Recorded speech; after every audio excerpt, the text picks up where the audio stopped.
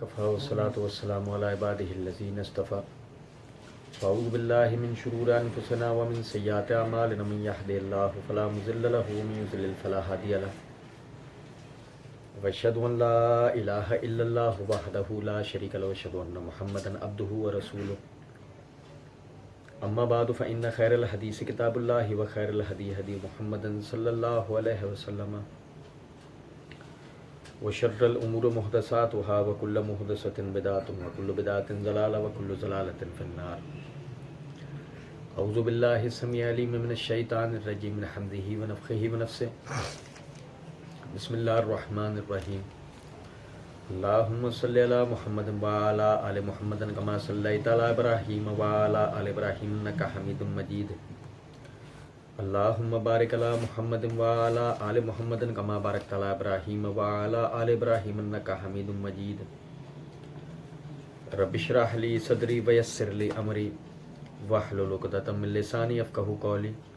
رب زدنی علما.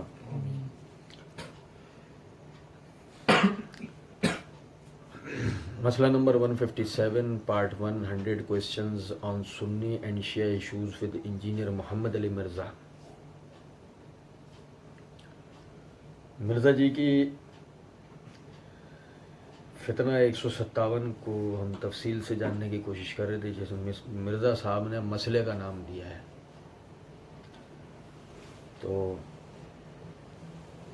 ہم نے پڑھا تھا کہ مرزا جی اپنے آباء و اجداد کا دفاع کرتے ہوئے اس بات کی کوشش کر رہے تھے کہ کسی بھی طرح عبداللہ بن سبا جو ہے وہ یعنی کہ عثمان رضی اللہ عنہ کے زمانے میں جو شورشی تھے، جو بلوائی تھے، جو باغی تھے، کسی بھی طرح ایسا نہ ہو جائے کہ عبداللہ بن سبا کے اوپر اس کا الزام چلا جائے، اور الزام سارا صحابہ کرام رضوان اللہ علیہ مجمعین پہ نعوذ باللہ ان پر ہونا چاہیے.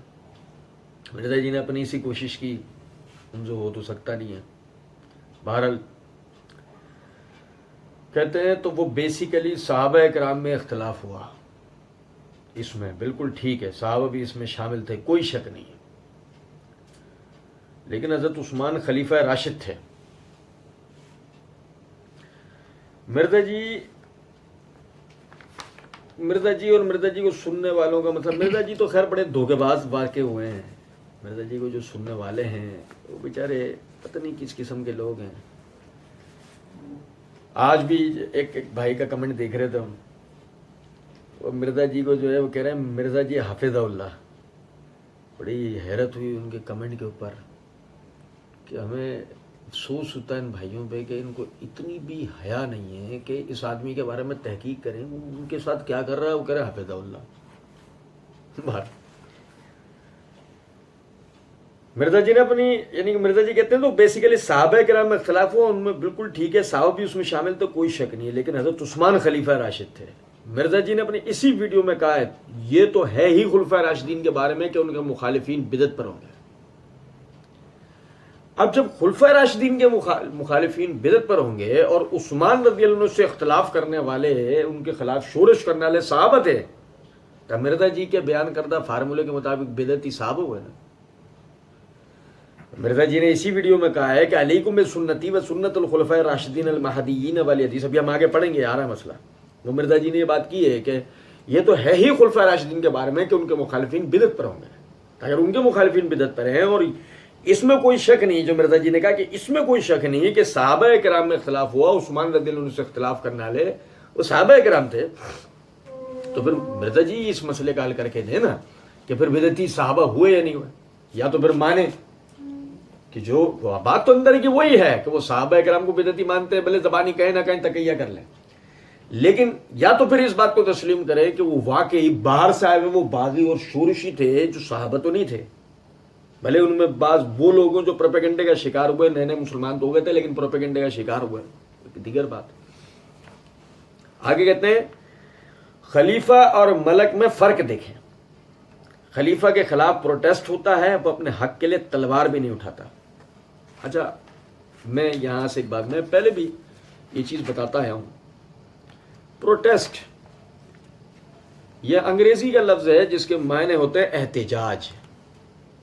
آپ سمجھیں، مرزا جی ایک منظم سازش جو کہ خلیفۃ المسلمین کے خلاف باغیوں کی طرف سے ہوئی، مرزا جی اس کے لیے تاثر دیتے ہیں کہ وہ کوئی عام عوام کا پروٹیسٹ تھا. مرزا جی کے مقلدین کے کان پہ جوں نہیں رینگتی کہ دنیا کا وہ کون سا پروٹیسٹ ہے کہ جس کے نتیجے میں صدر یا وزیر مملکت مار دیا گیا ہو، شورش کے نتیجے میں، احتجاج کے نتیجے میں. سمجھے ذرا اس بات. یہ باقاعدہ ایک پری پلان قسم کا عثمان رضی اللہ عنہ پہ حملہ تھا، لیکن چونکہ مسئلہ سارا یہ ہے کہ اس کو اس طرح بتانا نہیں ہے جس طریقے سے وہ تاریخ میں آیا ہے اور جو اس کی حقیقت ہے، کیونکہ اس طرح عثمان رضی اللہ عنہ مظلومانہ شہید ثابت ہوتے ہیں، اور یہ ثابت ہوتا ہے کہ باقاعدہ وہ بلوائی ایک پورا سازشی منصوبہ لے کر جو ہے دارالاسلام کے اندر داخل ہوئے تھے. مرزا جی کہتے ہیں خلیفہ اور ملک میں فرق دیکھیں، خلیفہ کے خلاف پروٹیسٹ ہوتا ہے وہ اپنے حق کے لیے تلوار بھی نہیں اٹھاتے. مرزا جی قوم شعیب میں سے واقع ہوئے ہیں، ان کے لینے کے بعد کچھ اور ہے اور دینے کے بعد کچھ اور ہے. عثمان رضی اللہ عنہ کے خلاف اگر پروٹیسٹ ہوتا ہے، احتجاج ہوتا ہے اور لوگ کھڑے ہوتے ہیں تو عثمان رضی اللہ مرزا جی جو کہتے ہیں کہ وہ خلیفہ کے خلاف پروٹیسٹ ہوتا ہے وہ اپنے حق کے لیے تلوار نہیں اٹھاتا. اس کا مطلب خلیفہ جو ہے وہ اپنے حق کے لیے تلوار نہیں اٹھائے گا. مرزا جی بتانا چاہ رہے ہیں. جبکہ مرزا جی نے معاویہ رضی اللہ تعالیٰ عنہ نے جو سیدنا علی سے اختلاف کیا قاتلین عثمان کے قصاص کے مسئلے کو لے کر، یا اہل شام نے جو اختلاف کیا، مرزا جی اپنی اسی ویڈیو میں آگے ہم پڑھیں گے، مرزا جی نے کہا، کہتے ہیں کہ مطالبے سے ہمیں اختلاف نہیں ہے، جتھا بنا کے پارٹی بنا کے اس طریقے سے کرنا اس چیز سے اختلاف ہے. تو اس میں رٹ آف دی گورنمنٹ قائم ہوگی. حضرت علی کی ذمہ داری تھی کہ جو جتھ بنائے گا، اور ایک اس ریاست سے جو 3 بر اعظموں میں پھیلی ہوئی ہے، ایک صوبے کا گورنر اڑ کے جو ہے وہ ٹکراؤ کرنے کی کوشش کرتا ہے اور چند لوگ اکٹھے ہوتے ہیں تو رٹ آف دی گورنمنٹ تو قائم ہوگی. اب ایسے پوچھیں مرزا جی سے کہ اگر ریٹ آف دی گورنمنٹ قائم ہوگی اور سیدنا علی اس کو قائم کریں گے تو کیا وہ خلیفہ رہیں گے؟ اب اگر بالفرض وہ خلیفہ رہیں گے تو مرزا جی جو آپ نے یہاں کہا ہے کہ خلیفہ اور ملک میں فرق یہ ہوتا ہے کہ خلیفہ کے خلاف پروٹیسٹ ہوتا ہے تو وہ اپنے حق کے لیے تلوار نہیں اٹھاتا، تو اگر سیدنا علی نے تلوار اٹھائی تو وہ خلیفہ رہے یا نہیں رہے؟ یا مانے اس بات کو کہ یہ ڈرامے بازی والا اصول آپ اور جس کی کتاب سے آپ نکال کر لائے ہیں نا، آپ آگے حوالہ بھی دیں گے مرزا جی، یہ ڈرامے بازی آپ لوگوں کی ہی ہے. یہ خلیفہ یا بادشاہ کا یہ فرق نہیں ہوتا. ٹھیک ہے، سیدنا علی الحمدللہ خلیفۃ المسلمین تھے، اور وہی بات کہ ریٹ آف دی گورنمنٹ تو قائم ہونی ہے. سیدنا عثمان نرم تھے اس مسئلے میں، انہوں نے یعنی کہ ان شورشوں کے خلاف نہیں کیا، ان کا اپنا اجتہاد تھا. لیکن سیدنا علی اپنی جگہ بالکل صحیح تھے کہ وہ ریٹ آف دی گورنمنٹ قائم کرنا چاہتے تھے اور ہونی بھی چاہیے. لیکن یہ کیا کہ جب معاملہ آیا عثمان رضی اللہ عنہ کا تو وہاں آپ کچھ اور تعریف کریں، اور جب معاملہ ہے معاویہ رضی اللہ تعالیٰ عنہ کا وہاں آپ کچھ اور معاملہ کریں. بہر کہتے ہیں وہ کسی کو پتہ ہی نہیں تھا کہ یہ اس لیول تک وہ جذباتی لوگ ہیں جو ان کو شہید بھی کر دیں گے. بیچ میں ایسے گھسے ہوئے ہیں، البتہ شہید کس نے کیا؟ بیچ میں گھسے ہوئے ہیں. میں توجہ دلاؤں گا مرزا جی کو سننے والوں سے نا، بیچ میں گھسے ہوئے ہیں. کون؟ آپ سمجھیں ذرا اس بات. مطلب مرزا جی ہے نا پیچھے بول کر آئے، یہ بھی جھوٹ بولتے ہیں عبداللہ بن صبا کے لیے، وہ سب کی عبداللہ بن صبا نے کیا سارے صحابہ کرام کی مت مار دی تھی، اور یہ وہ فلاں. مرزا جی نے بڑی ڈرامے بازی کی، اور ایسی اگر عبداللہ بن صبا ہوتا تو بخاری مسلم کے اندر اس کے اوپر باپ بندے ہوئے ہوتے. بڑی ڈرامے بازی کی ہے مرزا جی نے. مرزا جی سے کوئی پوچھو، مرزا جی جلدی جلدی میں بول گئے آپ، بیچ میں ایسے گھسے ہوئے ہیں.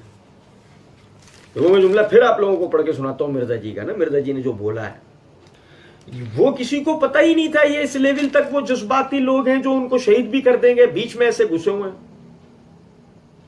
بیچ میں سے گھسے ہوئے. کون تھے بیچ میں گھسے ہوئے لوگ؟ بھائی سیدھی سی بات، احتجاج کرنے والے اگر صحابہ ہیں تو شہید کرنے والے کون ہوں گے؟ صحابہ. اگر احتجاج کرنے والے صحابہ نہیں ہیں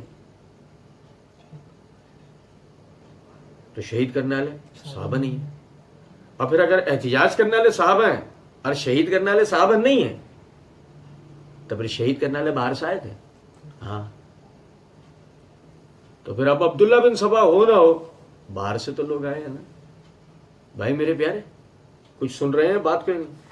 اب دیکھیں, جب کہ مرزا جی نے اپنی اسی ویڈیو کے اندر یہ بات بول رکھی ہے,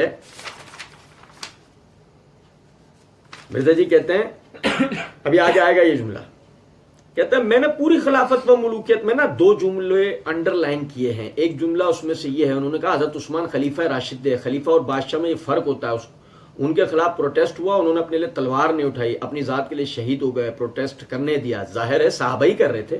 اگر کوئی شرارتی لوگ اور ہوتے تو وہ کہتے باہروں کتھوں لے آیا, بھرتی کر کے کرائے دے. اور دوسرے دور حضرت معاویہ کے دور کے اندر جو بندہ بھی اس طریقے سے پروٹیسٹ کرتا تھا اس کے ساتھ کیا ہوتا تھا. مرزا جی نے پنجابی میں جملہ یہ بولا ہے کہ اگر کوئی شرارتی لوگ اور ہوتے تو وہ کہتے باہروں کتھوں لے آیا, بھرتی کر کے کرائے دے.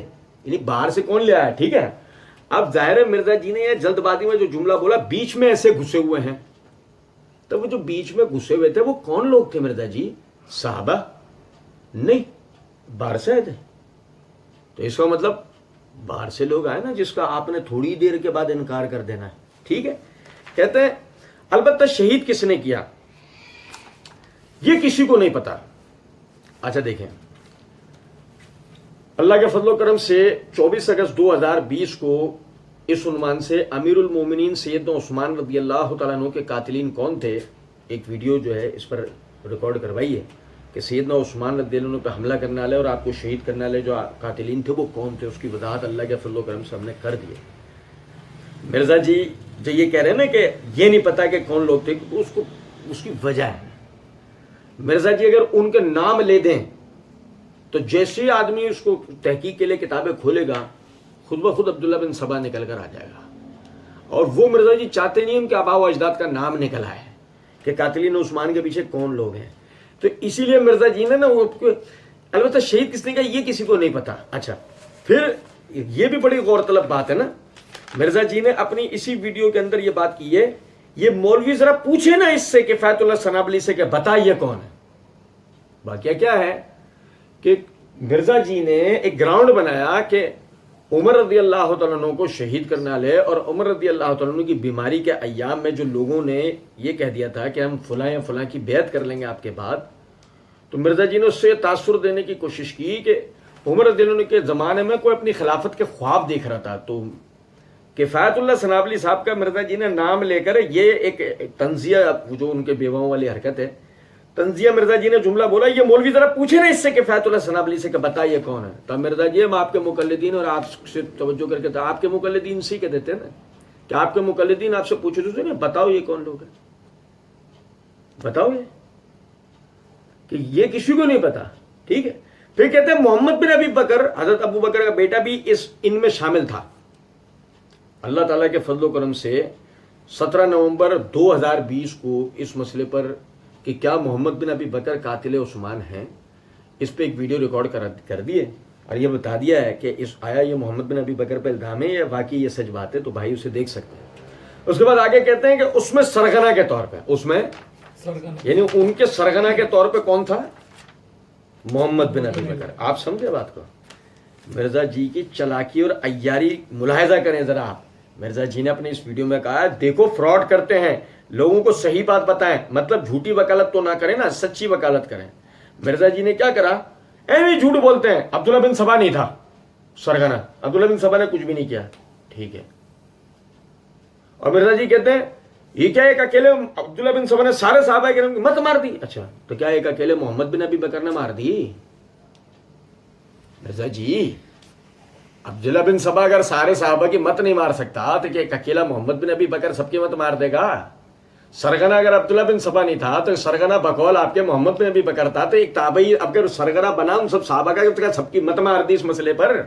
لیکن بات وہی ہے نا, مرزا جی کو سننے والے اگر مرزا جی کو ہی غور سے سن لینا تو اندازہ ہو جائے کہ مرزا آگے کچھ کہے گا, پیچھے کچھ کہے گا, درمیان میں کچھ کہے گا, دائیں کچھ کہے گا, بائیں کچھ کہے گا. بہر اچھا پھر مرزا جی کہتے ہیں اور اس حوالے سے میں آپ کو بتاؤں, یہ مصنف ابن ابی شیبہ یہ احادیث اور آثار کا سب سے بڑا مجموعہ ہے جی اہل سنت کا, اس سے بڑی کوئی کتاب نہیں.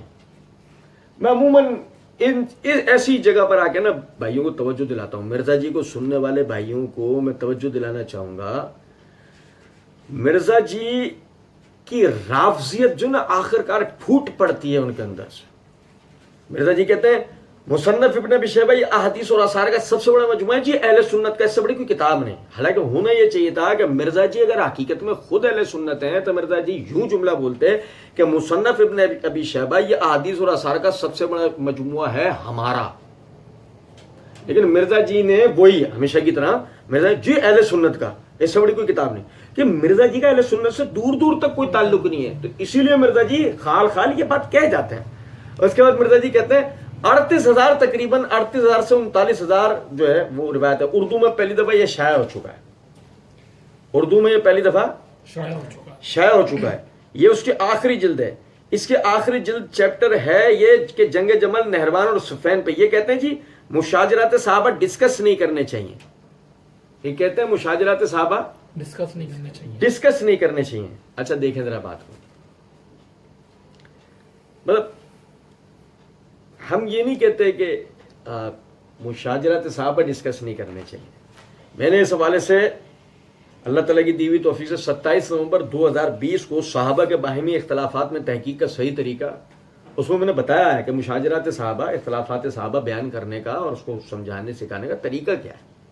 ہر ایرا گرا نتھو خیرا مثال طور پہ اس کے اوپر بات کرنے بیٹھے گا تو اس کا نتیجہ غلط ہی نکلے گا. اس کی مثال بالکل ایسے کہ ایک آدمی لوہار کا کام نہیں جانتا, سنار کا کام نہیں جانتا, پلمبری نہیں جانتا, اگر مثال کے طور پہ وہ ان میں سے کوئی کام کرنے بیٹھ جاتا ہے تو وہ چیز کا اثر کیا کرے گا آپ خود سمجھ سکتے ہیں. بالکل اسی طریقے سے کہ ایک نازک مسئلے کے اوپر تاریخی اگر ایک ایسا آدمی جس کو کچھ بھی نہیں پتا اور وہ ایک بس مقلد ہے, اور وہ بھی اس درجے کا مقلد ہے کہ اسلام 360 سے نکال کے اس کو جو چیز بتا دی جائے بس اس نے اس کے اندر پڑھ لیا اور بس وہی یقین کر لیا کہ یہی سب کچھ ہے, تو ایسا آدمی اگر اس مشاجرات صحابہ کے حوالے سے بات کرے گا تو سوچو وہ کیا نتیجہ نکال کے دے سکتا ہے. بہرحال کہتے ہیں امام ابن ابی شیبہ المتوفی 235 ہجری جو بخاری اور مسلم کے استاد ہیں اور صحیح مسلم میں 1500 حدیثیں اس شخص سے ہیں. امام ابن ابی شیبہ سے 20% صحیح مسلم کا اس نے روایت کیا ہے. امام مسلم کے استاد ہیں, بخاری میں بھی حدیثیں موجود ہیں. انہوں نے جنگ جمل, نہروان اور صفین کے اوپر پورے چیپٹر باندھے ہیں, تقریباً 200 کے قریب روایات لے کے آئے ہیں اس کے اندر. اس سے پہلے حضرت عثمان والا چیپٹر موجود ہے کہ ان کی شہادت کیسے ہوئی ہے, یا آپ پڑھ کے دیکھ لیں تو اس میں آپ کو سارا چٹا پٹا کھل جائے گا کہ کیا ہوا ہے سارے کا سارا معاملہ. اچھا جی, ہم نے مرزا جی کے کہنے کے اوپر ہے نا عمل کیا.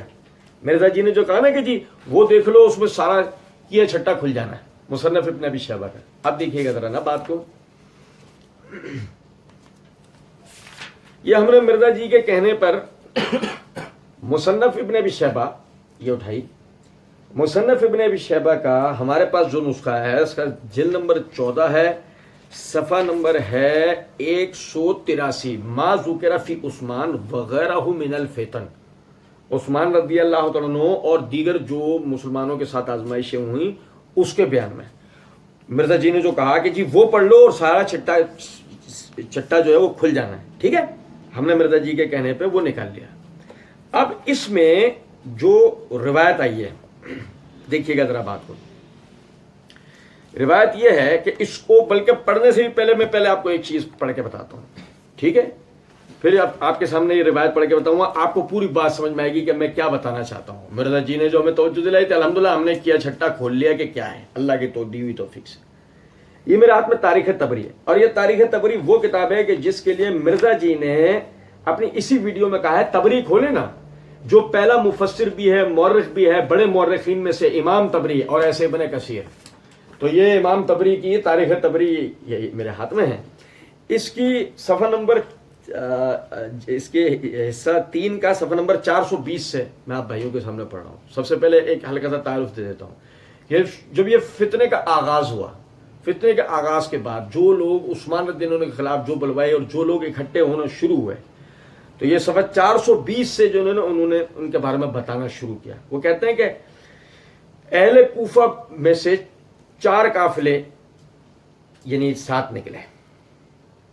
زید بن سوحان عبدی, بھائی توجہ کیجیے گا, زید بن سوحان عبدی, اشتر نخعی, زید بن نظر حارسی, عبداللہ بن عاصم جو قبیلہ عامر بن صعصع سے تعلق رکھتا تھا, ان کی تعداد بھی اہل مصر کی تعداد کے برابر تھی اور ان سب کا سپہ سالار اعلیٰ عمرو بن عاصم تھا۔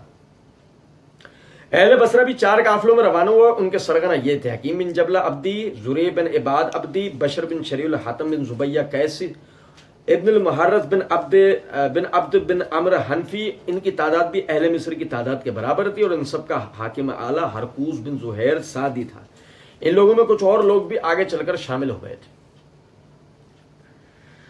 اس فہرست میں جو یہ بلوائی اور یہ جو شورشی نکلے ہیں، اس فہرست کے اندر آپ کو میں یاد دلاتا چلوں کہ اہل کوفہ کے 4 قافلوں میں امام طبری، جن کو مرزا جی کہتے ہیں امام طبری، انہوں نے ذکر کیا ہے کہ ان 4 قافلوں کے سرغنہ کون کون تھے؟ زید بن سوحان عبدی، اور دوسرا نام لیا ہے اشتر نخعی۔ اچھا اب دیکھیے گا ذرا بات کو نا، یہ میں آپ کے آگے صفحہ نمبر 420 پڑھ رہا تھا، پھر اس کے بعد اس کی تفصیلات چل رہی ہیں کہ کیا کیا معاملات ہوئے، اور اس کے بعد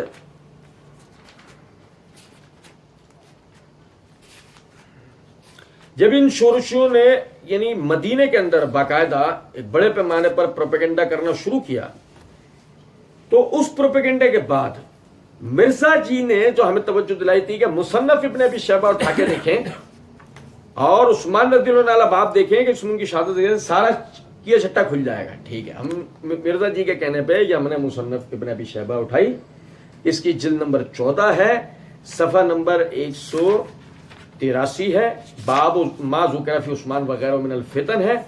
اس کے تحت یہ روایت ہے کہ وصاب جو حضرت عمر کے آزاد کردہ غلام تھے اور جن کی گردن پر سیدنا عثمان کی شہادت کے وقت نیزوں کے زخم کے 2 نشان تھے، بیان کرتے ہیں کہ مجھے سیدنا عثمان نے اشتر کو بلانے کے لیے بھیجا۔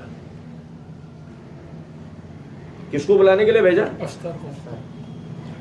یعنی اس کا مطلب شورشیوں کے سرغناؤں میں کوفے کے طرف سے جو سردار آئے تھے ان میں سے ایک اشتر نخعی تھا۔ ٹھیک ہے، سنیں ذرا بات کو، یہ اشتر نخعی کون ہے؟ مرزا جی جو یہ کہتے ہیں کہ عبداللہ بن سبا کا ایویں جھوٹ بولتے ہیں، عبداللہ بن سبا۔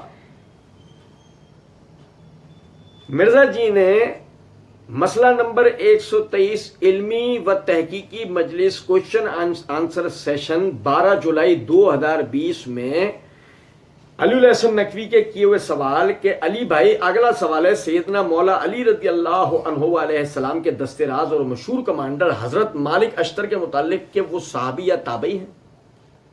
تب مرزا جی نے جواب میں کہا، دیکھیں بھائی، مالک اشتر رحمت اللہ تعالی علیہ تابعین میں سے ہیں، انہوں نے نبی علیہ السلام کی مبارک زندگی کے اندر اسلام قبول کر لیا تھا، لیکن ان کا اسٹیٹس اویس کرنی والا تھا، نبی علیہ السلام کے قدموں میں حاضر نہیں ہو سکے۔ کئی لوگ ہیں جنہوں نے نبی علیہ السلام کی زندگی میں ایمان قبول کیا لیکن دور دور کے علاقوں میں تھے، ان کو موقع نہیں ملا، یا ٹائم شارٹ تھا، وہ پہنچ نہیں سکے۔ سیدنا اویس کرنی رحمت اللہ تعالیٰ کے اوپر بھی میرے کلپ پہ ریکارڈڈ ہے، ان کے بارے میں تو نبی علیہ السلام نے خود فرمایا تھا کہ تابعین میں سے سب سے بہترین شخص ہے اویس، اس کی والدہ کی مصیبت کی وجہ سے وہ میرے پاس نہیں آ سکا۔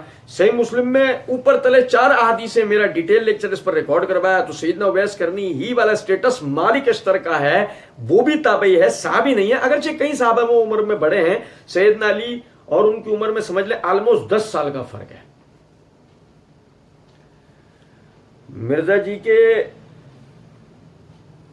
بزرگ مالک اشتر رحمت اللہ علیہ اویس کرنی کے سٹیٹس والے چوچو، سنو ذرا بات کو،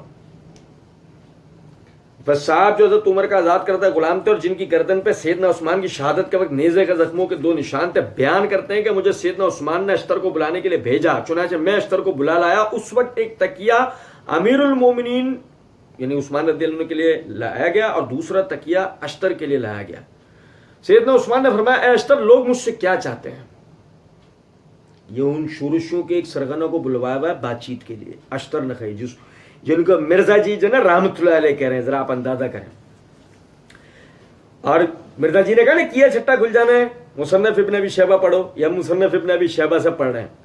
ایسٹر لوگ مجھ سے کیا چاہتے ہیں؟ وہ بولے وہ 3 چیزوں میں سے ایک کے طلبگار ہیں۔ آپ نے فرمایا وہ کیا ہے؟ وہ بولا یہ لوگ چاہتے ہیں کہ یا تو آپ خلافت سے دستبردار ہو جائیں اور کہہ دیں کہ یہ تمہارا معاملہ ہے، تم جس کو چاہو انتخاب کر لو، یا خود آپ اپنا قصاص لیں۔ اگر آپ کو ان 2 باتوں میں سے کسی ایک سے انکار ہے تو یہ لوگ آپ کو قتل کر دیں گے۔ مالک اشتر کیا کہہ رہے ہیں؟ یہ لوگ آپ کو قتل کر دیں گے. آپ نے پھر پوچھا کہ اس کے علاوہ اور کوئی ان کی بات ہے، کوئی اور صورت نہیں؟ ایسے جواب دیا اس کے علاوہ اور کوئی صورت نہیں ہے. اس پر سیدنا عثمان نے فرمایا جہاں تک خلافت سے دستبرداری کا تعلق ہے تو میں اس قمیص کو نہیں اتار سکتا جو اللہ بزرگ و برتر نے مجھے پہنائی ہے. میں آپ کے سامنے بھی وہ حدیث بھی رکھوں گا جس میں نبی صلی اللہ علیہ وسلم نے عثمان رضی اللہ عنہ کو یہ وصیت کی تھی. پھر میں محمد صلی اللہ علیہ وسلم کی امت کو اس حالت میں چھوڑ دوں کہ وہ ایک دوسرے پر ظلم و ستم کرتے ہیں. اللہ کی قسم مجھے یہ بات زیادہ پسند ہے کہ میں آگے بڑھوں تاکہ تم میری گردن مار دو بنسبت اس کے کہ میں وہ قمیض اتار دوں جو اللہ نے مجھے پہنائی ہے. جہاں تک اپنی ذات سے قصاص لینے کا تعلق ہے تو باخدا مجھے اس بات کا علم ہے کہ میرے پیش رو دونوں ساتھی سزا دیتے تھے. ابو بکر عمر سزا دیتے، میں بھی سزا دیتا ہوں. تیسری بات یہ کہ تم مجھے قتل کرو گے. اگر تم مجھے قتل کرو گے تو اللہ کی قسم میرے بعد تم میں اتحاد قائم نہیں ہوگا اور کبھی تم متحد اور مجتمع ہو کر نماز نہیں پڑھ سکو گے اور نہ میرے بعد پھر کبھی تم متحد ہو کر دشمن سے جنگ کر سکو گے. اس کے بعد اشتر اٹھ کھڑا ہوا اور چلا گیا. مصنف ابن ابی شیبہ سے اس روایت کے بیان کرنے کا مطلب صرف یہ ہے کہ جب مرزا جی نے کہا ہے نا کہ سارا کیا چھٹا کھل جانا ہے، سارا کیا چھٹا کھل جانا ہے، آپ سمجھیں محمد بن ابی بکر بلوائیوں کو نہیں لایا ہے. کون لایا؟ مالک اشتر جیسے لوگ لائے. مرزا جی نے بھولے سے بھی شورشیوں میں مالک اشتر کا نام نہیں لیا، نہ نام آنے دیا.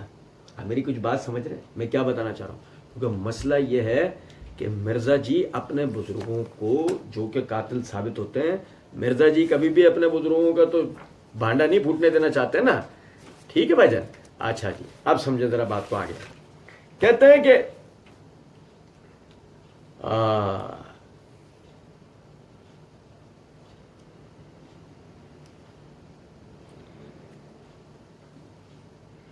تو پھر مطلب ابتدا پہ تو اختلاف رائے انہی کی وجہ سے ہوا، لیکن بعد میں عمار بن یاسر بہت خلاف تھے اس طرح کی چیزوں میں ان کی کچھ پالیسیز کی وجہ سے. مرزا جی حوالہ دیتے ہیں، جیسے مرزا جی نے مصنف ابن ابی شیبہ کی طرف توجہ دلائی نا، مرزا جی حوالہ دیتے ہیں، پھر مرزا جی کو ہم بتا دیں کہ عمار بن یاسر خلاف تھے یا نہیں. بہرحال جہاں حوالہ آئے گا ہماری طرف سے جواب آئے گا، جہاں حوالہ نہیں آئے گا مرزا جی کے مقلدین کو ہم توجہ دلاتے ہیں. مرزا جی جہاں حوالے دیتے ہیں وہاں دھوکے بازیاں ہیں.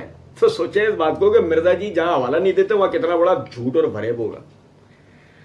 کہتے ہیں اس طرح کی چیزوں میں ان کی کچھ پالیسیز کی وجہ سے، اور بس وہی ہونا تھا جو بخاری اور مسلم میں حدیث ہے. اچھا ایک سمجھے ذرا اس بات کو، ان کی اس پالیسیز کی وجہ سے. اچھا میں آپ بھائیوں کو توجہ دلاؤں کہ وہ مسئلہ یہ نا کہ مرزا جی قوم شعیب میں سے لینے کے بعد کچھ اور ہے اور دینے کے بعد کچھ اور ہے. سمجھے ذرا اس بات کو. مرزا جی نے اپنی اسی ویڈیو کے اندر سیدنا ابو بکر رضی اللہ تعالیٰ عنہ کے جنب یعنی کہ خلافتی ڈیسیجن کو جو انہوں نے عمر رضی اللہ تعالیٰ عنہ کو نامزد کیا تھا، تب مرزا جی نے اس کا ذکر کرتے ہوئے یہ بات کہی ہے کہ وہ فرماتے ہیں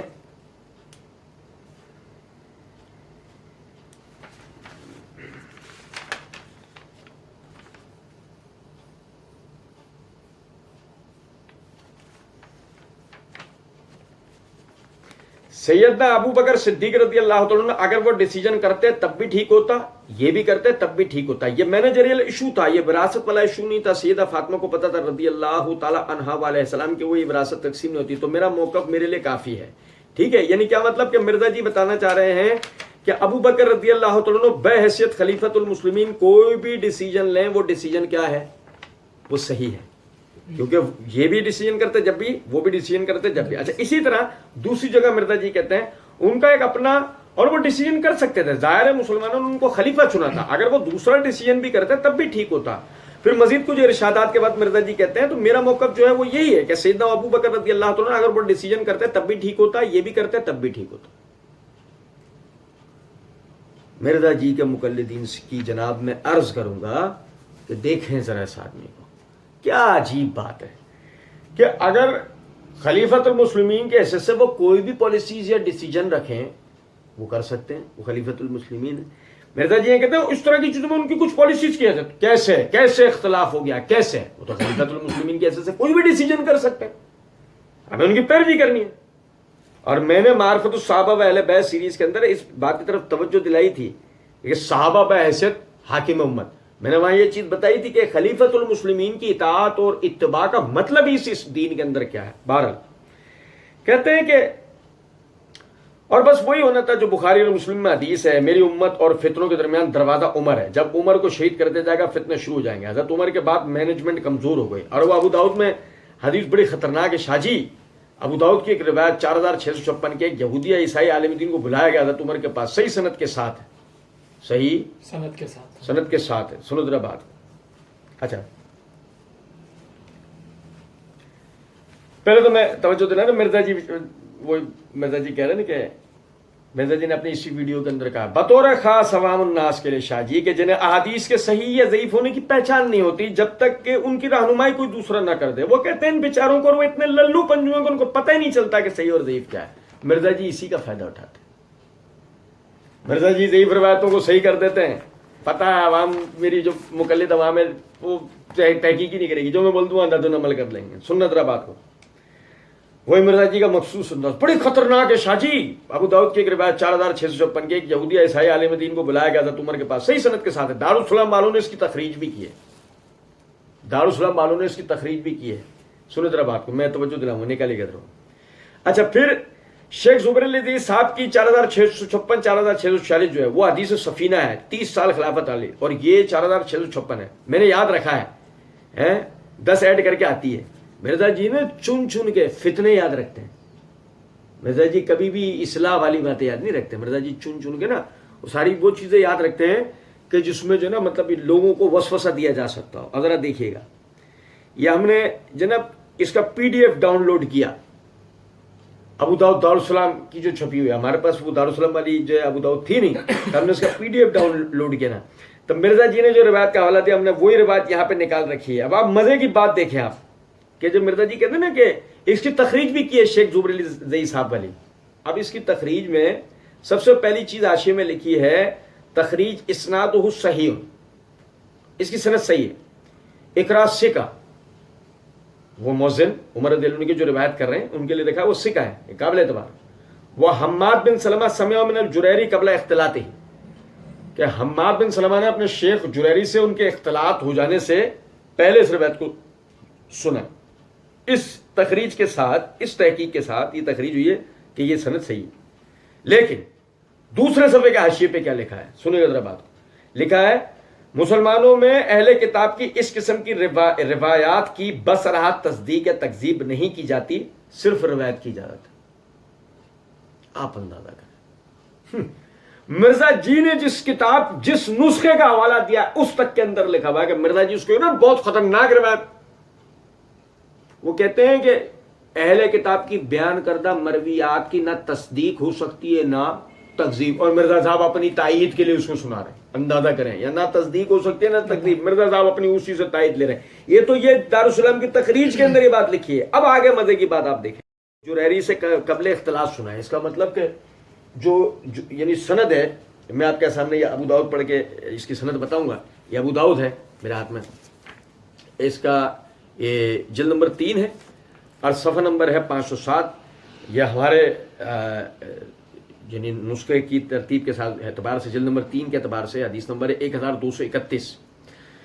سند اس طریقے حدثنا حفظ بن عمر ابو عمر الزریر حدثنا حماد بن سلمہ ان سعید بن ایاس الجریری اخبرهم ان عبداللہ بن شقیق الوکیلی ان اقرا معزن عمر بن الخطاب.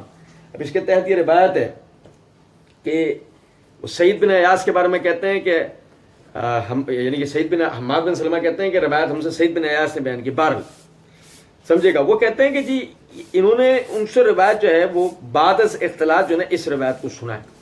بہرحال سب سے پہلے دیکھیے گا میرات میں میزان الاعتدال ہے، اس کی جلد نمبر 3 کا صفحہ نمبر 188 189 ہے. پہلے ایک میں توجہ دلا دوں، سعید بن ایاس ابو مسعود الجریری کے لیے امام ابو حاتم رازی رحمۃ اللہ علیہ کہتے ہیں تغیر حفظہ قبل موتہ، ان کا حافظہ متغیر ہو گیا تھا ان کی موت سے پہلے.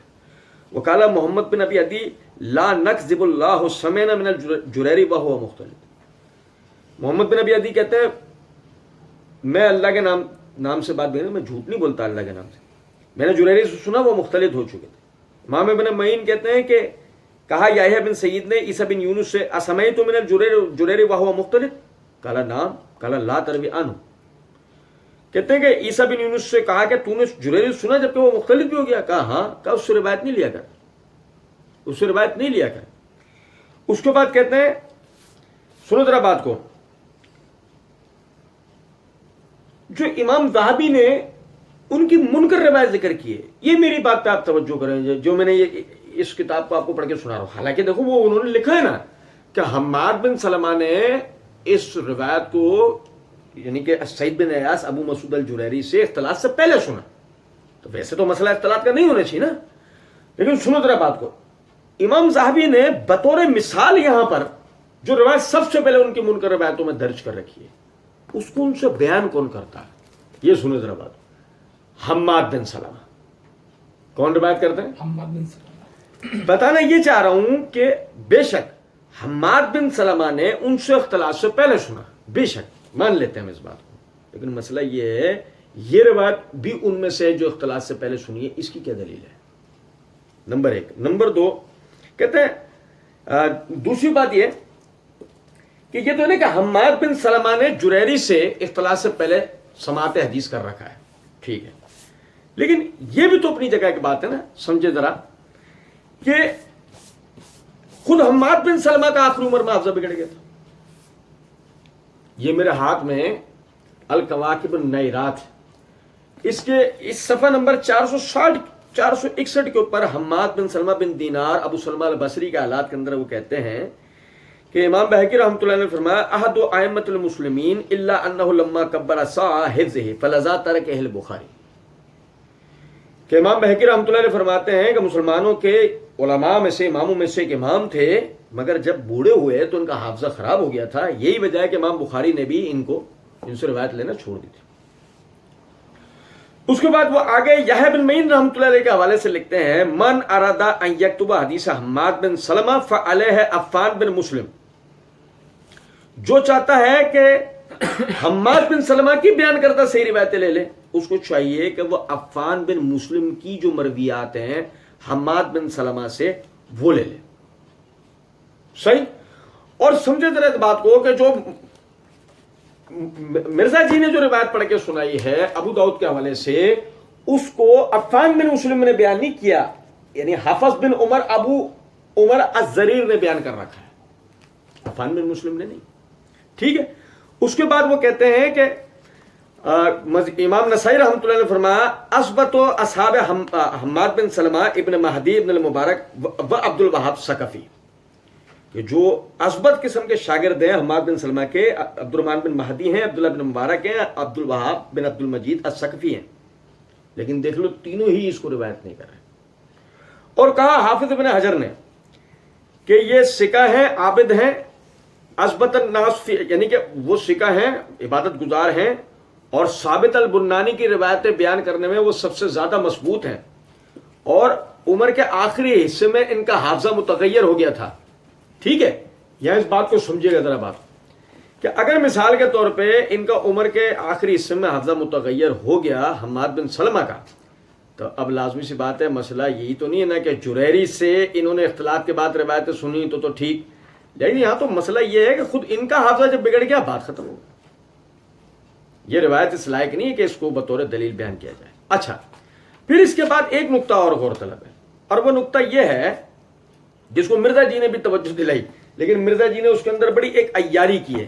سنیے گا ذرا بات کو. وہ کہتے ہیں پوری روایت مرزا جی نے بیان کی ہے. سنیں مرزا جی کے بیان کردہ الفاظ.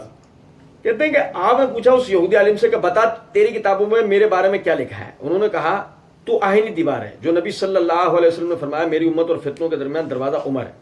انہوں نے کہا بتا میرے بعد جو خلیفہ بنے گا. انہوں نے کہا خلیفہ تو نیک ہوگا لیکن اس میں کمزوری ہوگی، وہ اپنے رشتہ داروں کو نوازے گا. تو حضرت عمر کی زبان سے 3 دفعہ نکلا خدا عثمان پر رحم کرے، خدا عثمان پر رحم کرے، خدا عثمان پر رحم کرے.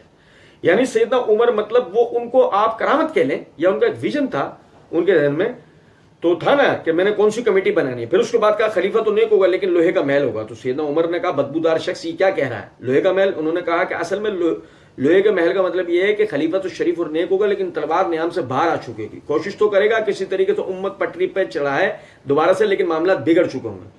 تو یہ میرے بھائیوں اس طریقے سے سیدنا عثمان کے خلاف یہ جو مہم کھڑی ہوئی، قاتل عثمان کا کوئی پتہ نہیں. ٹھیک ہے. اب دیکھیں ذرا मैं रिवायत अबू दाऊद से भी आपको बताता हूँ, उसमें तवज्जो दिलाऊंगा। मिर्जा जी ने इसमें एक मिर्जा जी अपनी कही हुई बात के खिलाफ जा चुके हैं। इकरा यानी इकरा जो कि उमर रदी अल्लाह के मौज़िन थे, वो कहते हैं कि मुझको सैयदना उमर रदी अल्लाह तआला ने नसरानियों के एक पादरी की तरफ भेजा, यहूदी आलिम नहीं, नसरानियों के। चलो वो बात भी भूल जाता है, मिर्जा जी भूल गए, वो नसरानी आलिम को यहूदी आलिम भूल गए, कोई मसला नहीं। कहते हैं कि मैंने उसको बुलाया, हज़रत उमर फारूक रज़ी अल्लाह अन्हु से दरियाफ्त फरमाया, तुम अपनी किताब में मेरे बारे में कोई बात देखते हो? अच्छा, ऐसी एक समझे जरा बात को, सैयदना उमर रज़ी अल्लाह तआला अन्हु की जिस तरीके की संजीदा शख्सियत थी, और सैयदना उमर रज़ी अल्लाह अन्हु के जो फ़ज़ाइल सही अहादीस से खुद नबी सल्लल्लाहु अलैहि वसल्लम के सामने यानी कि आप सामने हैं, नबी सल्लल्लाहु अलैहि वसल्लम आपको बशारत दे रहे हैं, आपको। क्या ये दिमाग भी जा सकता है इस बात की तरफ कि सैयदना उमर एक ईसाई से पूछेंगे कि मेरी फजीलत बता?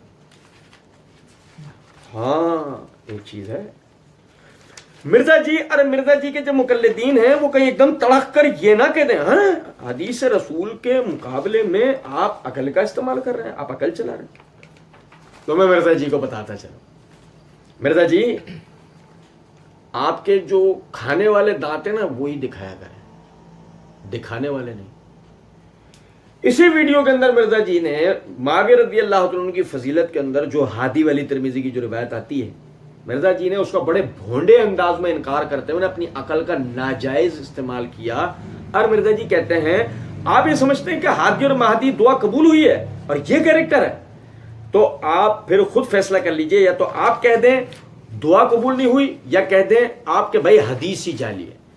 तब मिर्जा जी अब अगर अबू दाऊद वाली रिवायत सही है और उमर रज़ी अल्लाह तआला अन्हु का वो संजीदा कैरेक्टर के जिसमें आप यानी कि यहूदियों और ईसाइयों को से एक सख्त मौक़िफ़ और यानी कि अपना रवैया रखते थे, तो ऐसे में आप समझे इस बात को, क्या अकल इस बात तो तस्लीम करती है कि उमर रज़ी अल्लाह तआला अन्हु एक यहूदी से अपनी फजीलत मालूम करेंगे? लेकिन चलो, मैंने तो सनदन तो बताया ना आपको कि रिवायत ज़ईफ़ है, चले उसे भी छोड़े।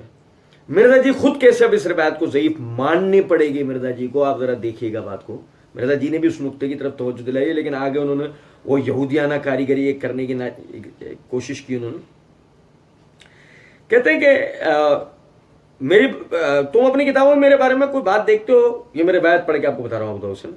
उसने कहा जी हाँ। उन्होंने फरमाया किस तरह से? उस पादरी ने जवाब दिया कर्न। इस बात पर सैयदना उमर फारूक रज़ी अल्लाह अन्हु ने कोड़ा उठाया, फरमाया कर्न क्या है? उसने कहा कर्न के मायने अमानत और मजबूत, ताकतवर और सख्त के। कर्न अरबी का लफ्ज़ है। उमर रज़ी अल्लाह अन्हु के इसके मायने नहीं बताऊँ, लेकिन चले छोड़े। कहते हैं फिर सैयदना उमर ने फरमाया मेरे बाद जो शख्स खलीफा होगा उसकी क्या हालत है? मेरे बाद जो शख्स खलीफा होगा उसकी क्या हालत है? तो उसने जवाब दिया वो नेक खलीफा है, लेकिन वो अपनी रिश्तेदारी का ज़्यादा ख्याल रखेगा, रिश्तेदारी का ज़्यादा ख्याल रखेगा। सैयदना उमर ने फरमाया अल्लाह ताला हज़रत उस्मान पर रहम फरमाया, जुमला अपने 3 मरतबा इरशाद फरमाया। मेरी बात तवज्जो सुनो। रस्सियाँ फेंकी गई थी, सांप दिखाए जा रहे थे, लेकिन वो सांप साबित हुए नहीं। मिर्जा जी ने क्या करा? देखो रवायत का अल्फाज ये है अन्नहु योशुरु कराबतहु, यानी कि वो अपने कराबतदारों का ख्याल रखेगा। सही, वो अपने कराबतदारों का ख्याल रखेगा। इन्होंने तर्जुमा ये किया है कि वो अपने रिश्तेदारों को नवाजेगा, वो अपने रिश्तेदारों को नवाजेगा। ये है भोंडिया तर्जुमा, लेकिन हम थोड़ी देर के लिए इस तर्जुमे को तस्लीम कर लेते। क्या रिश्तेदारों से सिला रहमी करने का दीन हुक्म नहीं देता? क्या सैयदना अली रज़ी अल्लाह तआला ने अपने रिश्तेदारों को गवर्नर की हैसियत से, कमांडरों की हैसियत से खड़ा नहीं कहते? तो मिर्जा जी आगे तड़क के उसका इनकार करेंगे, लेकिन बड़े भोंडे अंदाज में। सुनो जरा बात, फिर इसे छोड़ें। आगे कहते हैं कि उसके बाद जो खलीफा का उसका क्या हाल है? भाई तवज्जो सुनो, भाई तवज्जो सुनो। उसके बाद जो खलीफा उसका क्या हाल है? मिर्जा जी इस जुमले को ही खा गए। मिर्जा जी की मक्कारी देखें आप जरा, यानी कि पहले मिर्जा जी ने क्या जुमला कहा है? पहले मिर्जा जी जो सीधे सीधे बोलते जा रहे हैं ना, जरा सुनो जरा बात। मेरे बाद जो खलीफा बनेगा, उन्होंने कहा खलीफा तो नेक होगा, लेकिन उसमें कमजोरी की वो अपने रिश्तेदारों को नवाजेगा। तो हजरत उमर की जबान से 3 दफा निकला खुदा उस्मान पर रहम करे, खुदा उस्मान पर रहम करे, खुदा उस्मान पर रहम करे। यानी हजरत उमर मतलब वो उनको आप करामत कह लें या उनका विजन था, ان کے ذہن میں تو تھا نا میں نے کون سی کمیٹی بنانی ہے. پھر اس کے بعد کہا خلیفہ تو نیک ہوگا لیکن لوہے کا محل ہوگا.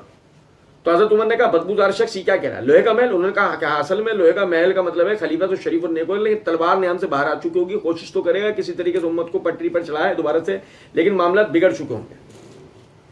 کیا پتہ لگا یہ پوری کی پوری بات کس کے لیے ہو رہی ہے؟ عثمان رضی اللہ عنہ. ایسے لگ رہا ہے نا, لیکن اب دیکھو توجہ کیجیے گا ذرا بات کو. عمر رضی اللہ عنہ نے پہلے سوال کیا کہ میرے بعد جو خلیفہ ہوگا اس کی کیا حالت ہے. اس نے جواب دیا وہ نیک خلیفہ لیکن وہ اپنے رشتہ داری کا زیادہ خیال رکھے گا. حضرت عمر نے یہ سن کر فرمایا اللہ تعالیٰ حضرت عثمان پہ رحم کرے. یہ جملہ 3 مرتبہ فرمایا. اس کے بعد عمر رضی اللہ عنہ کہتے ہیں اس کے بعد جو خلیفہ ہوگا اس کا کیا حال ہے, اس کے بعد جو خلیفہ ہوگا اس کا کیا حال ہے. اس کا مطلب اگر یہ روایت صحیح ہے, مرزا جی اس کو صحیح مانتا ہے. سنو ذرا بات کو. اب یہاں عثمان رضی اللہ عنہ کی بات نہیں آ رہی, یہاں کس کی بات آ رہی ہے؟ علی رضی اللہ عنہ. ٹھیک ہے, اس نے جواب دیا وہ تو لوہے کا محل کچیل ہوگا. تو حضرت عمر نے فرمایا اے بدبودار گندے شخص کیا کہہ رہا ہے؟ وہ کہنے لگا اے امیر المومنین وہ نیک خلیفہ ہوگا لیکن جب وہ خلیفہ بنے گا تو اس وقت تلوار کھینچی ہوئی ہوگی اور خون بہ رہا ہوگا. کوئی سمجھ رہے بات کیوں نہیں؟ اور اگر یہ روایت صحیح ہے تو اس صورت میں تعبیر تو بالکل صحیح ہے. عثمان رضی اللہ عنہ کے زمانے میں فتنے کی ابتدا ہوئی لیکن اصل میں جو خون خرابہ ہوا ہے وہ تو سیدنا علی کے زمانے میں ہوا ہے. اصل میں جو خون خرابہ ہوا ہے, جو شورشیوں کو پورے طریقے سے اپنے فتنے پھیلانے کا جو موقع ملا, جمل کا واقعہ, صفین کا واقعہ, نہروان کا واقعہ, جتنے بھی معاملات ہیں وہ تو سیدنا علی کے دور میں ہوا ہے. تو اس کا مطلب آگے سیدنا علی کا ذکر تھا, مرزا جی اس کو پی گئے اور پوری کی پوری بات کس کے ذمہ ڈال دی؟ سیدنا عثمان رضی اللہ عنہ کے ذمہ. تو آپ اندازہ کریں مرزا جی جو کنکلوژن آگے نکال کے دے رہے ہیں نا, تو اے میرے بھائیوں اس طریقے سے سیدنا عثمان کے خلاف جو مہم کھڑی ہوئی نا قاتل عثمان کا, کوئی پتہ نہیں یہ کون ہے, بائی نیم مینشن نہیں. میں آپ کو توجہ دلا چکا ہوں کہ الحمدللہ اس پہ پورا کلپ ہے, آپ وہ بھائی دیکھ سکتے ہیں. ٹھیک ہے, اور جو لوگ صحابہ کے بارے میں کہتے ہیں مطلب وہ ظاہر ہے کہ اس مہم کو چلانے والے تو تھے, وہ صحابہ کے نام آتے ہیں. مولانا اسحاق صاحب اپنی طرف سے تو نہیں کہہ رہے ہیں, مولانا اسحاق صاحب اپنی طرف سے تو نہیں کہہ رہے. ایسا کیسے ممکن ہے کہ مرزا جی اپنے والوں کی وکالت نہ کریں؟ اچھا دیکھیں ذرا بات کو. کفایت اللہ سنابلی جب سنو ذرا, میں پہلے پورا جملہ مرزا جی کا پڑھ دوں. کہتے ہیں مولانا اسحاق صاحب اپنی طرف سے تو نہیں کہہ رہے, ابن کثیر میں بھی لکھا ہے اس طریقے سے, اسود الغابہ میں بھی موجود ہے. مرزا جی نے اسد الغابہ کو پڑھا ہے, اسود الغابہ بہرحال ہو جاتی ہے غلطی, مرزا جی سے ہو گئی پڑھنے میں غلطی. ہاں لیکن وہ یہ ہے کہ مرزا جی جو نا وہ اپنے بارے میں یہ بات کہتے ہیں, وہ ابھی آگے وہ ذکر آئے گا انشاءاللہ. مرزا جی کہتے ہیں کہ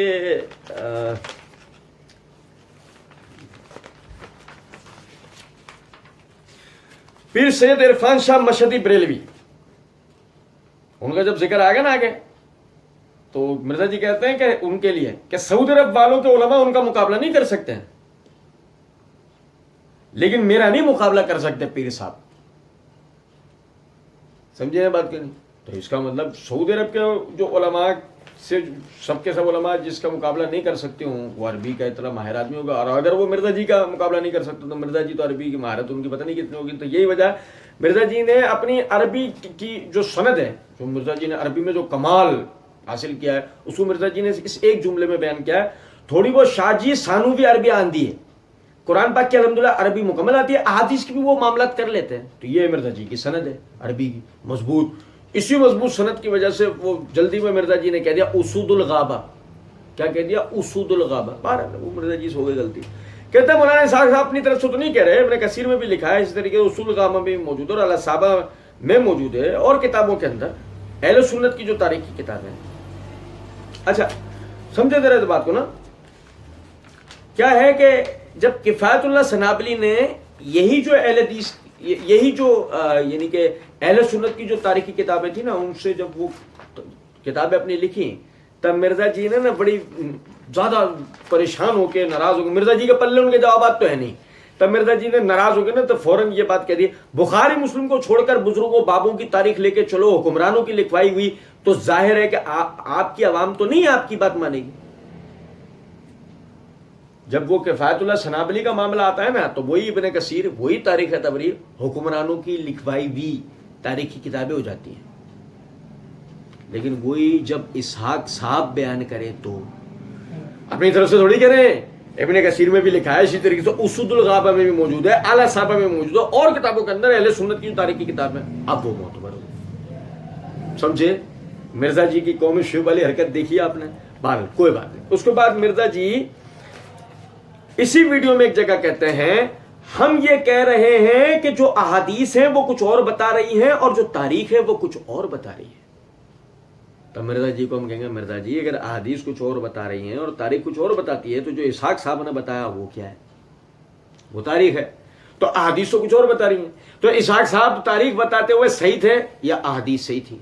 या मिर्जा इसहाक साहब तारीख बताते हुए गलत थे या नाउजुबिल्लाह अहादीस गलत थी? मिर्जा जी मसला ये है कि किसी बहुत दाना आदमी ने एक बात कही है कि मुकल्लिदीन उसूल बनाते ही खुद तोड़ने के लिए। ठीक है ना? मिर्जा जी खुद ही उसूल बनाते हैं और खुद ही क्या करते हैं? खुद अंधे, खुद जिनसे डिक्टेशन लेते हैं उनकी तकलीद करते हैं। मिर्जा जी का अपने पल्ले क्या है? कहते हैं और किताबों के अंदर अहले सुन्नत की जो तारीख की किताब है, मिर्जा जी की राफजियत। मिर्जा जी कहता है हमारी जो तारीख की किताब है, नहीं, मिर्जा जी ने फौरन क्या कहा? अहले सुन्नत की जो तारीख है। वो बात सीधी सी है, मिर्जा अहले सुन्नत में से नहीं है, मिर्जा राफजी है पक्का, ठोक बजा के। लेकिन मसला ये है कि वो गौर से उसको सुने तो उसकी राफजियत समझ में भी आए। 12 खुलफा राशिदीन के ऊपर, बाकी साहब के ऊपर, इसमें ये चीजें मौजूद हैं, पर कहीं पे नाम मेंशन नहीं है कि भाई बंदे कौन थे। नाम मेंशन होता तो जाहिर उनको कटहरे में लाके खड़ा किया जाता। बहरहाल हम उनको गलत समझते हैं। हम जिस तरीके से हजरत उस्मान के मुखालिफिन को गलत समझते हैं ना जी, उसी तरीके से सैयदना अली के मुखालिफिन को भी गलत समझते हैं। लेकिन ये जुल्म यह है कि ये लोग सैयदना उस्मान के मुखालिफिन को पता नहीं क्या क्या गालियां निकालते हैं, और सैयदना अली के मुखालिफिन की जब बारी आती है तो कहते हैं हम उनको भी कहते हैं इनका भी एक्ट गलत था, उनका भी एक्ट गलत था। अच्छा, ऐसी बात आगे ले आने से पहले मैं एक तवज्जो दिलाऊं। उसने अली हसन नकवी ने सवाल क्या किया था? हजरत उस्मान गनी रज़ियल्लाहु अन्हु की जो शहादत हुई है तो उसके मुतालिक एक मुफ्ती इसहाक साहब होते हैं फैसलाबाद वाले, वो भी और शिया हजरात भी अक्सर बेशतर यही बात करते हैं। वो कहते हैं जी इसमें अहले सुन्नत ये बात कर देते हैं जी मुर्तदीन थे, ये थे, जबकि वो कहते हैं सहाबा थे। तो इस पर थोड़ी सी रोशनी डालें कि ये एक्सट्रीम बातें हैं दोनों। हो गया सवाल? मुझे बताएं इस सवाल के अंदर कहीं भी ये बात मौजूद है कि उसने कहा हो कि जब सैयदना उस्मान के कातिलीन की बारी आती है तो अहले सुन्नत का मौक़िफ़ क्या है, और जब सैयदना अली के कातिलीन की बारी आती है तो अहले सुन्नत का मौक़िफ़ क्या है, वो भी बताए। उसने तो ऐसा कोई सवाल नहीं किया, लेकिन वो मिर्ज़ा ही क्या जो वसवसा दिए बगैर गुजर जाए। कुछ आ रही है बात समझ में? या नहीं? मिर्ज़ा जी वसवसा देखो कैसे दे रहे हैं, कह रहे हैं हम तो उनको भी गलत समझते हैं, इसी तरीके से सैयदना अली के मुखालिफिन को भी गलत समझते हैं। लेकिन ये जुल्म है कि ये लोग जो हज़रत उस्मान के मुखालिफिन को पता नहीं क्या क्या गालियाँ निकालते हैं, और सैयदना अली के मुखालिफिन की जब बारी आती है तो कहते हैं उनको भी कहते हैं इनका भी एक गलत था, उनका भी एक गलत था। मैं यहाँ अपनी बात मुकम्मल करूँगा, बाकी हम यहीं से इंशाल्लाह आगे पढ़ेंगे। सिर्फ एक नुक्ता आप भाइयों के सामने रख रहा हूँ, इस आदमी की मक्कारी और धोखेबाजी देखें। जब सैयदना उस्मान की बारी आते तो न जाने क्या क्या गालियाँ निकालते हैं। क्या है कि जब मिर्ज़ा जी के मुकल्लिदीन हैं वो पता है किस किस्म के लोग हैं। सुनो ज़रा बात को, जिनको मिर्ज़ा जी ने तफसीर कुरान लेक्चर नंबर 312 सूरह हदीद की तफसीर करने के दौरान इस जुमले में बयान किया है कि आज के कमज़ोर मुसलमान को आप बेनिफिट ऑफ डाउट दे सकते हैं कि उसको पता नहीं, उसको तो जो टूटा फूटा दीन पहुंचा, आप डाउट दे रहे हैं, उसका बेनिफिट हासिल कर रहे हैं। इसी तरीके से मिर्ज़ा जी ने एक और जगह कहा है, मेरे भाइयों आज सोशल मीडिया का दौर है, मीडिया गाइडेड लोग हैं, लोग जो है वो उलमा की तकरीरें नहीं सुनते, वो उनसे मुतनफ़िर हैं, जुम्मे वाले दिन भी बिल्कुल एंड पे पहुंचते, और वैसे उलमा ने अपना कैरेक्टर भी इसी तरीके से रिप्रेजेंट किया है, वो उन पर एतमाद नहीं करते। मीडिया गाइडेड लोग, यकीन करें अगर ये मीडिया गाइडेड लोग नहीं होते, ये हकीकत में मुताला करने वाले, तहकीक करने वाली पब्लिक होती, तो जिस वक्त इस आदमी ने ये जुमला बोला कि सैयदना उस्मान के कातिलीन पर पता नहीं क्या क्या गालियाँ निकालते हैं, तो ये तहकीक करते पता लगता एक भी अहले हदीस ऐसा नहीं है जो सैयदना उस्मान के कातिलीन को गालियां देता हो, क्योंकि गालियां देना हमारा मनज नहीं है। चाहे वो सैयदना उस्मान के कातिलीन हो, चाहे वो नाउजुबिल्लाह सैयदना अली को शहीद करने वाले हों, चाहे वो सैयदना हसन को शहीद करने वाले हों, चाहे वो सैयदना हुसैन को शहीद करने वाले हों, चाहे वो कोई भी क्यों ना हो, गालियां देना एक मुसलमान का सलीका और तरीका नहीं, सिवा मिर्ज़ा जी के। तो अर्ज करने का मतलब है बेवा औरतों की तरह लान तान करना, तोहमतें लगाना, ये तरीका किसी मुहक्किक का और किसी وہ جو مرزا جی اپنے بارے میں ایک بات کہتے ہیں کہ اب میرا ایک منصف مزاج آدمی کی حیثیت سے میری ذمہ داری میں حق بات لوگوں تک پہنچاؤں. تو مرزا منصف مزاج آدمی نہیں، ایک مکار اور عیار آدمی ہے جو لوگوں کو پر تہمتیں لگاتا ہے. ہم مرزا جی کے مقلدین سے 24واں سوال عرض کریں گے کہ ایسے 10 اہل حدیث علماء کے نام گنوائے جائیں جو سیدنا عثمان کے قاتلین کو گالیاں دیتے ہیں. کیونکہ اصل میں عوام کا مسئلہ ہے نا، عوام دلیل نہیں ہوتا، دلیل ہوتے ہیں علماء. جیسے کہ مرزا جی کے مقلدین کے لیے مرزا جی کہہ دیتے ہیں نا کہ بھائی میری تو لوگ ویڈیوز ایڈٹ کر دیتے، کلپ بنا دیتے ہیں، میں اپنی بنائی ہوئی ایڈیٹڈ ویڈیوز اور کلپس کا ذمہ دار نہیں ہوں، میں اپنی مکمل ویڈیو کا ذمہ دار ہوں. تو اسی طرح عوام میں سے اگر کوئی شخص بد اخلاقی کا مظاہرہ کرے تو وہ سب کا وتیرہ نہیں ہوتی. علماء اگر اس طرح کی کوئی بات کرتے ہیں، مرزا جی 10 علماء کیسے نام بتائیں، ورنہ ہم تو مرزا جی کے جوابات کے دوران ہی انشاءاللہ اس چیز کو دکھا دیں گے کہ مرزا جی کا سیدنا علی کے جو نعوذ باللہ قاتلین ہیں ان کے لیے، سیدنا حسن کے، سیدنا حسین، ان کے لیے مرزا جی کا وتیرہ ہی کچھ اور ہے، رافضیوں کی طرح. لیکن سیدنا عثمان والوں کے لیے مرزا جی نے سیدھا سا بس ایک جملہ، ہم تو بس ان کے مخالفین کو غلط سمجھتے ہیں. کیا سمجھتے ہیں؟ بہرحال اللہ رب العزت سمجھنے اور عمل کرنے کی توفیق دے. وما علینا الا البلاغ.